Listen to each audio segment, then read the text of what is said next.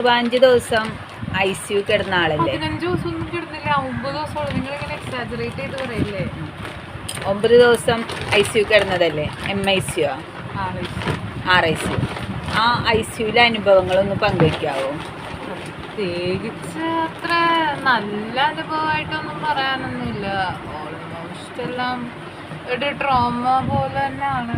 Like ഒരു white room torture പോലെ. നമ്മൾ മാത്രം കുറച്ച് ബോധമുണ്ടായിരുന്നുള്ളൂ. അതിൻ്റെ മിണ്ടാനും പറയാനൊന്നും ആരും ഉണ്ടാവില്ല. കിടന്ന കിടത്തി കുറച്ച് കാര്യങ്ങളൊക്കെ ഉണ്ടാവും.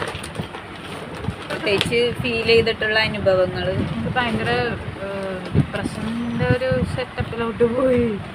ലൈക്ക് അവിടെ ആരും മിണ്ടാൻ, നമ്മളിപ്പോൾ ഓടി നടന്നുകൊണ്ടിരുന്ന ഒരാളെ പിടിച്ചിട്ട് കൂട്ടിക്കിട്ടാൻ എങ്ങനെയുണ്ടാവും, അതുപോലെയായിരുന്നു എനിക്ക് എൻ്റെ അത് കേൾക്കുന്നത്. ഇറ്റ്സ് ലൈക്ക് ഒരു ടോർച്ചർ പോലെ തന്നെ. കാര്യം നമുക്ക് ഹോസ്പിറ്റലിൽ അസുഖം മാറാൻ വേണ്ടിയിട്ടായിരിക്കും കൊണ്ടുവിടുന്നത്. പക്ഷേ നമുക്ക് അവിടെ ചെന്ന് കഴിയുമ്പോൾ ഒരു ഇതിണ്ടായിരുന്നില്ല, ഭയങ്കര ഇതായിരുന്നു.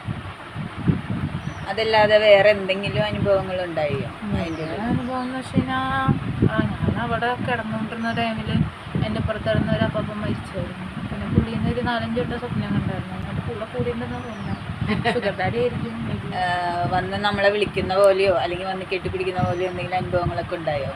അങ്ങനെയുള്ളതൊന്നും ഉണ്ടായിരുന്നില്ല. ലൈക്ക് ഒരു വട്ടം ഓപ്പറേഷനൊക്കെ പോണേക്കും എന്തോ ഭയങ്കര പ്രാർത്ഥനയായിരുന്നു എന്നൊക്കെ പറയുന്ന കേട്ടു.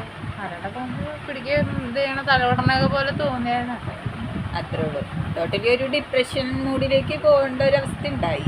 അപ്പത്തേക്കും അമ്മച്ചി ഇറക്കിയില്ലായിരുന്നു, തല്ലുടിച്ച് ഇറക്കിയില്ലായിരുന്നെങ്കിൽ ഞാൻ വല്ല ഡിപ്രഷനിലോട്ടോ ഒക്കെ പോയേ റിക്കവറായി വന്നു.